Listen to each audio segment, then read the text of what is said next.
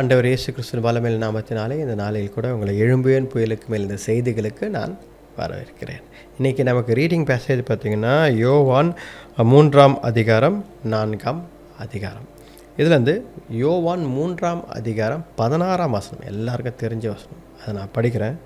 For God so loved the world that he gave his only begotten Son, that whosoever believeth in him shall not perish but have everlasting life. பாருங்க, இது இந்த வசனம் ரொம்ப இம்பார்ட்டண்டான வசனம். நிறைய சின்ன வயசுலேருந்து மனப்பாடம் பண்ணுற ஒரு வசனம்.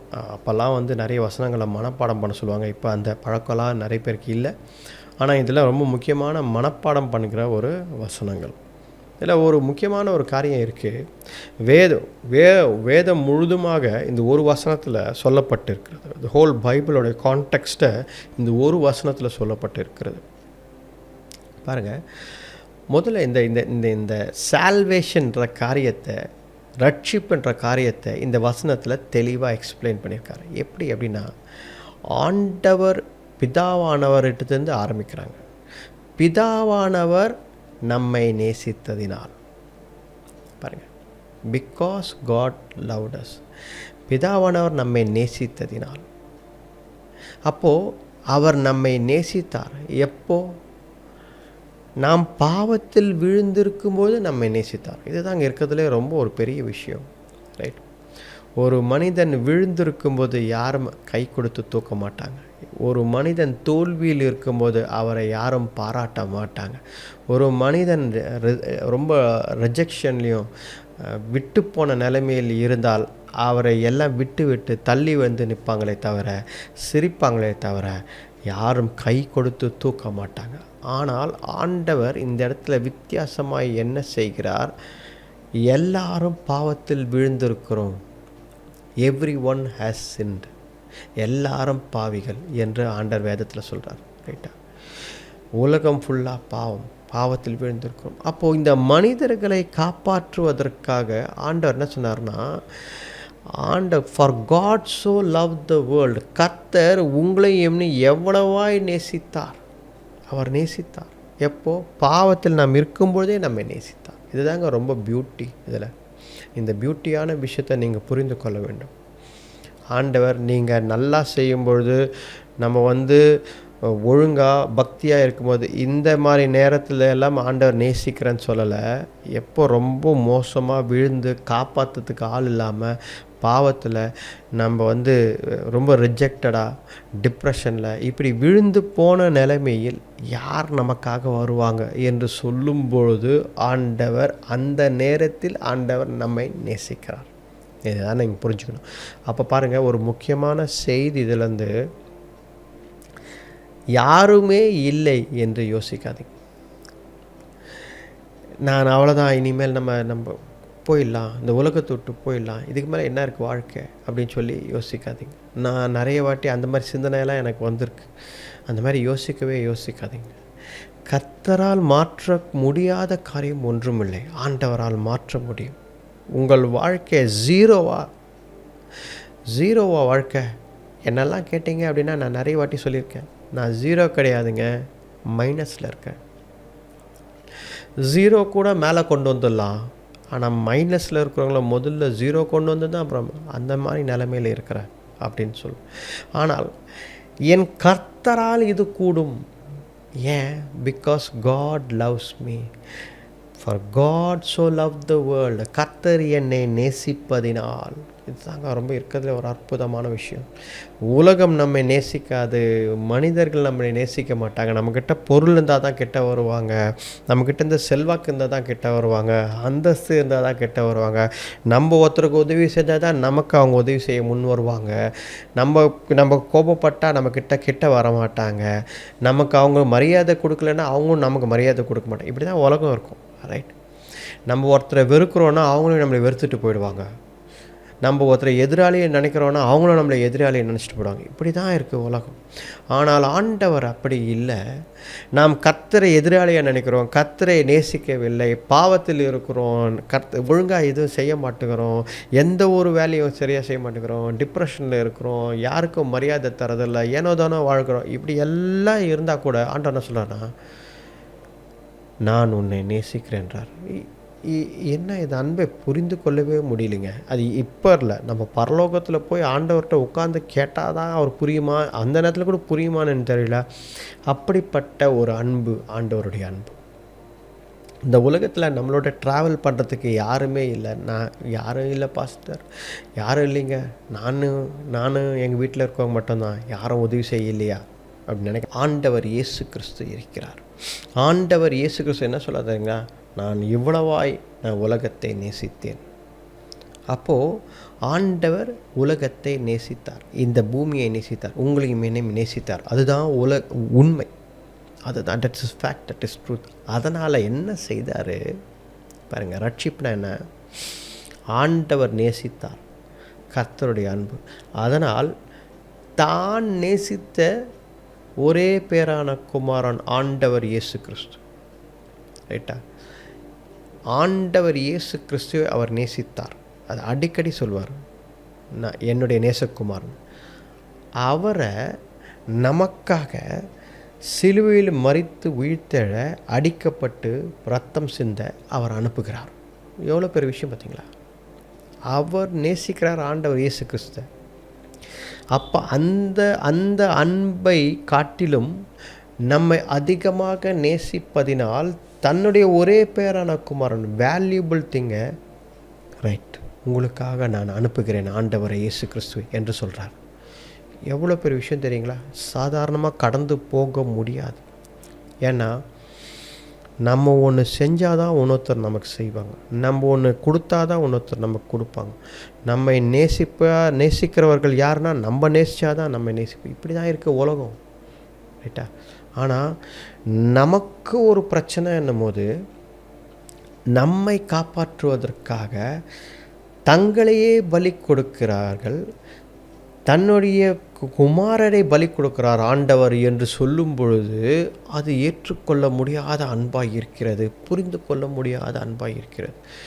இவ்வளவாய் உங்களை நேசித்தார் என்று தான் வேதத்தில் எழுதப்பட்டிருக்கு. அப்போ இந்த John 3:16 பார்த்தோம் அப்படின்னா, God so loved the world that he gave his only begotten son. யாருக்காக? அவர் நேசித்த ஒரே பேரான குமாரன் ஆண்டவர் இயேசு கிறிஸ்து நமக்காக அனுப்பினார். இது தாங்க உண்மையான அன்பு. எந்த மார்க்கத்திலங்க இந்த மாதிரி ஒரு அன்பை வெளிப்பட்டிருக்கு? எந்த மார்க்கத்தில்? ஒருத்தன் வெட்டினா அவனை வெட்டு, ஒருத்தவனை அடித்தா அவனை அடி. உன்னுடைய மார்க்கத்தை ஒருத்தன் தப்பாக பேசிட்டானா அவனை நீ கொன்னுடு, பரவாயில்ல. இப்படி தாங்க மற்ற மார்க்கம்லாம் இருக்குது. ஒருத்தரை மன்னிக்க வேண்டும் இல்லை, ஒருத்தர் மேல் அன்பு செலுத்த வேண்டும் இல்லை. அது எப்படி செலுத்தணும்? நான் இழந்தாலும் பரவாயில்லை, என் நேசகுமாரனை நான் இழந்தாலும் பரவாயில்லை, இவரை நீ காப்பாற்று, இந்த உலகத்தில் இருக்க மக்களை காப்பாற்று. இதுதாங்க ஒரு பெரிய ஒரு அன்பு. இதுதாங்க இருக்கிறதுலே ஒரு greatest love. For God so loved the world. கர்த்தரை இவ்வளவாய் உங்களையும் என்னையும் நேசித்தார். நம்ம எதுவும் செய்யலை, அதுக்கு நம்ம எதுவுமே செய்யலை. அதுக்கு நம்ம எந்த பாடும் படல. இதை நீ விசுவாசின்றார், அப்போ உன் வாழ்க்கை மாறும். ஏன் ஆண்டவர் இயேசு கிறிஸ்து அனுப்பினாராம்? whosoever believe in him, யாரெல்லாம் ஆண்டவர் இயேசு கிறிஸ்துவை விசுவாசிக்கிறார்களோ அவர்களெல்லாம் ரட்சிக்கப்படுவார்கள், அவர்களுக்கெல்லாம் நித்திய வாழ்வு இருக்கிறது, அவர்களுக்கெல்லாம் ஒரு வாழ்க்கை இருக்கிறது என்கிறார் ஆண்டவர். இந்த வசனம் அதுதான் சொல்லுது. அப்போ நம்ம என்ன செய்யணும்? அதிகமாக எதிர்பார்க்கலைங்க. ஆண்டவர் முழு இருதயத்தோடு, ஆண்டவர் இயேசு கிறிஸ்து எனக்காக வந்து மரித்து வீழ்த்தி எழுந்திருக்கிறார், எனக்காக ரத்தம் சிந்திருக்கிறார். இதை செய்தவர் பிதாவானவர், அவருடைய அன்பினால் ஆண்டவர் இயேசு கிறிஸ்துவை அனுப்பியிருக்கார். என்ன அன்பு? என் மேலே இருக்கிற அன்பு அப்படின்னு சொல்லி நீங்கள் விசுவாசித்தீங்க அப்படின்னா அதுதான் ரட்சிப்பு. அந்த ரட்சிப்பு உங்களுக்குள் எப்படி வருகிறது? கடவுள் அவருடைய ஆவியை, அவருடைய பரிசுத்த ஆவியை உங்கள் மேல் ஊற்றுகிறார், உங்களுக்குள்ளே வாசம் செய்கிறார். அப்போது உங்கள் வாழ்க்கை மாறுகிறது. பழைய காரியம் எல்லாம் நின்று போகிறது, புதிய வாழ்க்கை மாறுகிறது, சமாதானம் உண்டாகிறது. நம் வாழ்க்கையில் ஒரு எதிர்காலம் தெரிகிறது, நம்பிக்கை தெரிகிறது, எல்லாம் மாறிவிடுகிறது. இதுதான் கர்த்தருடைய அன்பு. இதை பற்றி தான் ஆண்டவர் என்ன சொல்கிறார்னா, God so loved the world that he gave his only begotten son that whosoever believeth in him.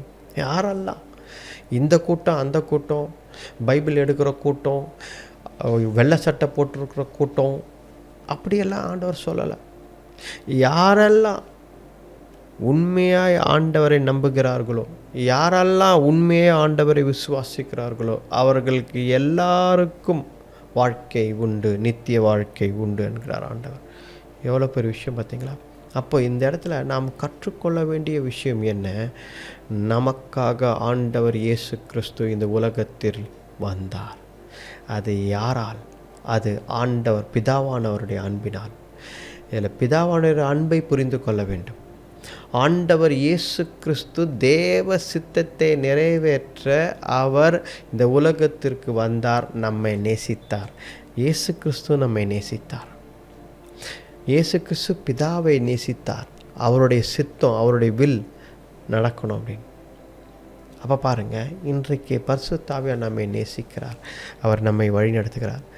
அன்பு ஓவராலாக கர்த்தருடைய அன்பு, இயேசு கிறிஸ்துவின் அன்பு, ஆவியானவருடைய அன்பு ஓவராலாக நம்மை ரூல் பண்ணுது, நம்மை வழிநடத்துது. இது தாங்க பெரிய சத்தியம், இதுதாங்க வேத சத்தியம். இதை விட்டுட்டு ஒரு பெரிய சத்தியம் இல்லைங்க. இது சாக்ரிஃபிஷியல் லவ், அதாவது ஒரு பலி கொடுத்த, ரைட்டா? ஒரு இப்போ பலி கொடுப்பது, சாக்ரிஃபைஸ் என்றால் என்ன? ஏதோ நம்மக்கிட்ட நிறைய இருக்குது, அதிலேருந்து ஒன்று கொடுக்குறோம், அப்படி கிடையாது. ஒரு காரியத்தை பலி கொடுக்குறோம், ஒரு காரியத்தை விட்டு விடுகிறோம், ஒரு காரியத்தை சாக்ரிஃபைஸ் பண்ணுறோம் அப்படின்னா நமக்கு வலிக்குது, நமக்கு கஷ்டமாக இருக்குது, ரைட்டா? ஆனாலும் நம்ம கொடுக்குறோம். அதுதான் பிதாவானவர் செய்தார், அதுதான் அன்பு, ரைட்? இல்லைங்க நிறைய வச்சுருந்தாருங்க, அதுலேருந்து சும்மா ஒன்று கொடுத்தாருங்க அப்படின்னு சொல்கிறது வேறு. ஆனால் அவர் ரொம்ப நேசித்தது, அவரோட ஒரே பேரான குமாரன் ரொம்ப நேசித்தார். அவரை நமக்காக சிலுவையில் மரிக்கவும், ரத்தம் சிந்தவும், 3ஆம் நாள் உயிர்த்தெழவும் கொடுத்தார். அப்போது அதை பார்த்தா அந்த அன்பு கிரேட்டஸ்ட் அன்பு. யாருக்காக? நமக்காக தான் செஞ்சு. அப்போ எவ்வளோ பெரிய அன்பு! அதை கீழ்ப்படிந்து ஆண்டவர் இயேசு கிறிஸ்துவும் நமக்காக வரார். அப்போ பாருங்கள், அவருடைய கீழ்ப்படிதலை பாருங்கள். அவர் தேவ சித்தத்தை நிறைவேற்ற வேண்டும் என்பதற்காக எந்த அளவுக்கு நேசித்தார் பாருங்கள். அப்போ நம்ம ஒன்று கற்றுக்கணும். தேவ சித்தம் நம் வாழ்க்கையில் நிறைவேற வேண்டும் என்றால் கர்த்தருடைய அன்பு நம்மில் வெளிப்பட வேண்டும். If God's love is inside our heart, தேவனுடைய அன்பு நமக்குள் இருக்குதுன்னா நாம் தேவ சித்தத்தை நிறைவேற்ற நாம் முயற்சி செய்வோம். தேவனுடைய சித்தத்தை நம் வாழ்க்கையில் நிறைவேற்றுவோம். இயேசு கிறிஸ்து அதிகம் செய்தார், அதை தான் செஞ்சார் இயேசு கிறிஸ்து. தேவ சித்தம் அவர் வாழ்க்கையில் நிறைவேறும். உங்கள் வாழ்க்கையில் தேவ சித்தம் நிறைவேறி இருக்கா? தேவ சித்தம் நிறைவேற வேண்டும் என்றால் ஆண்டவருடைய அன்பு நமக்குள்ளே இருக்கணும், பிதாவின் அன்பு நமக்குள்ளே இருக்கணும். பரிசுத்த ஆவியானவர் வழி நடத்தல் நம்மை வழி நடத்தும். ஒவ்வொரு நாளும் நீங்கள் ஜெபித்து கொள்ளுங்கள், ஆண்டவரே உடைய அன்பை புரிந்து கொண்டு நான் நடக்க வேண்டும். ஒவ்வொரு நாளும் இந்த உலகம் என்னை வெறுக்கிறது, என்னை சார்ந்தவங்க யாரும் என்னை நேசிக்க மாட்டேன்னு இருக்காங்க. ஆனால் நீங்கள் என்னை நேசித்த நான் இன்றைக்கு வரைக்கும் என்னை தலை நிமிர்ந்து நடக்க உதவி செய்கிறீங்க. ஒருவேளை நான் இன்றைக்கி விழுந்திருக்கலாம், ஆனால் நிச்சயமாக ஒரு நாள் என்னை எழுப்பி மற்றவர்களுக்கு முன்பதாக தலை நிமிர்ந்து நடக்க என்னை செய்வீங்க. அன்றைக்கு ஒரு நாள் வரும், அந்த நாளுக்காக நான் காத்து நிற்கேன். அந்த நாள் நடக்கும் பொழுது எல்லாரும் சிரித்தவர்கள், யாரெல்லாம் கேலி பண்ணாங்களோ அவங்கெல்லாம் நம்மை பார்த்து பெருமையாக பேசுவாங்க. ஏன் தெரியுங்களா? கர்த்தர் உங்களை நேசிக்கிறார். அந்த அன்பு, கர்த்தரை உங்களை நேசிக்கிறார். அந்த அன்பு உங்களுக்குள்ளும் வெளிப்படும். நீங்கள் இந்த உலகத்திற்கு ஒரு வெளிச்சமாய் அந்த அன்பை மற்றவர்களுக்கு போய் சொல்வீங்க. நமக்குள்ள அன்பு இருந்தால் தான் மற்றவரிடத்தில் அந்த அன்பை காட்ட முடியும். தேவனுடைய அன்பு நமக்குள்ளே இருந்தால் தான் அந்த அன்பை மற்றவரிடத்தில் போய் காட்ட முடியும். அதனால தான் ஆண்டவர் லவ் யுவர் காட். ஆண்டவர் இயேசு கிறிஸ்து 2 கட்டளை தான் ரொம்ப முக்கியம் வேதத்தில் சொல்கிறார். நீ தேவனை நேசி, அதுபோல் நீ மற்றவர்களையும் நேசிக்கிறார். அப்போது கர்த்தரை நேசிக்க வேண்டும். ஏன்? அவர் என்னை நேசிக்கிறார். அவர் இயேசு கிறிஸ்து ஒரே பேரான குமாரனை எனக்காக கொடுத்து விட்டார். அவர் என்னை நேசிக்கிறாருங்க, அதால் நான் அவரை நேசிக்கிறேன். ஏன் மற்றவங்களை நேசிக்கிறேன்? நான் கர்த்தரை நேசிக்கிறேன். நான் விழுந்து போயிருக்கும்போது ஆண்டவர் என்னை நேசித்து என்னை தூக்கி எடுத்தார். அந்த அன்பை நான் மறக்க மாட்டேன். அதால் மற்றவர்களை அந்த அன்பை கொடுக்குறேன். நான் மற்றவர்களை நேசிக்கிறேன். இதுதாங்க ரட்சிப்பு. இதுதாங்க வேத சத்தியம். இதே நம்ம செய்தால் நம் வாழ்க்கை மாறிவிடும். சமாதானம் வரும், சந்தோஷம் வரும், ஆசீர்வாதம் நம்ம வாழ்க்கையில் வரும். நாம் ஜெபிப்போமா? கண்களை மூடி ஜெபிப்போம். ஆண்டவரே இயேசுவே, இந்த நாளுக்காக நன்றி. ஆண்டவரே, இந்த நாளில் கூட எங்களை வழி நடத்தி வருவதற்காக நன்றி. உம்முடைய வார்த்தையால் எங்களை மாற்றுவதற்காக நன்றி. ஆண்டவரே தேவரீர், அன்பு, உம்முடைய அன்பு ரொம்ப பெருசப்பா கர்த்தாவே. அதுக்கெல்லாம் நாங்கள் தகுதியே இல்லை ஆண்டவரே. நாங்கள் ஒர்த்து கிடையாது ஆண்டவரே. We are not worthy. ஏனென்றால் உம்முடைய அன்பு அப்பா, நாங்கள் பாவத்தில் இருக்கும்பொழுதே நீங்கள் எங்களை நேசித்தீங்க. ஏன் ஆண்டவரே, ஏன் ஆண்டவரே தேவனே, அதுக்கெல்லாம் நாங்கள் ஒர்த்தே இல்லை ஆண்டவரே. ஆனால் நீங்களே நேசித்தி எங்களை தூக்கி எடுத்தீங்க, எங்களை கழுவினீங்க, எங்களை சுத்திகரித்தீங்க. உடைய ஒரே பேரான குமாரன் ஆண்டவர் இயேசு கிறிஸ்துவை அனுப்பினீங்க. நீங்கள் நேசித்த குமாரன், ஆனால் எங்களுக்காக அனுப்பினீங்க. யாரை? நாங்கள் ஒன்றுமில்லாத மனிதர்களுக்காக ஏன் ஆண்டவரே இதெல்லாம் செய்யணும்? ஆனால் நீங்கள் எங்களுக்காக செஞ்சீங்க ஆண்டவரே, எங்களை நேசிப்பதனால். அதெல்லாம் நாங்கள் புரிஞ்சிக்காமல் ஏனோ தானோன்ற வாழ்க்கையை வாழ்கிறோம் ஆண்டவரே. எங்களை மன்னிங்க ஆண்டவரே. தேவரீர் அப்பா, நாங்கள் உண்மை விசுவாசிக்கிறோம், ஆணித்தரமாக விசுவாசிக்கிறோம். தேவரீர், நீங்கள் எங்களுக்கு நித்திய வாழ்வை தாங்க, ரட்சிப்பை தாங்க, எங்கள் வாழ்க்கையை மாற்றுங்க. இன்றைக்கே மாற்றுங்க ஆண்டவரே, இன்றைக்கே மாற்றுங்க. வழிநடத்தி பலப்படுத்துங்க. இந்த ஜெபத்தை மீட்பர் ரட்சகர் எங்கள் ஆண்டவர் இயேசு கிறிஸ்துவின் வல்லமையுள்ள நாமத்தில் வேண்டிக் கொள்கிறோம், ஜீவனுள்ள நல்ல பிதாவே. Amen, amen. Praise the lord, praise the Lord.